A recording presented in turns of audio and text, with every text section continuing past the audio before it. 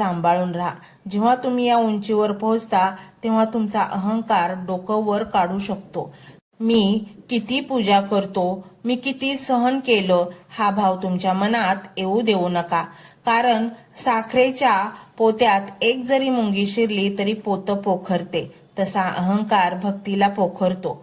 स्वामींना मीपणा आवडत नाही, त्यांना तूपणा आवडतो।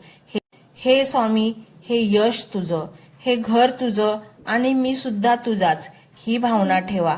तुम्ही आता अशा एका प्रवासात आहात जिथे तुम्हाला लोकांच्या गर्दीची नाही तर स्वामींच्या सहवासाची गरज असेल। तुम्हाला आता जाणवेल की जगाला खुश करण्यापेक्षा त्या अक्कलकोटच्या राजाला खुश करणं किती सोपं आणि आनंददायी आहे। ते फक्त एका तुळशीच्या पानावर आणि मनापासून मारलेल्या हाकेवर प्रसन्न होतात।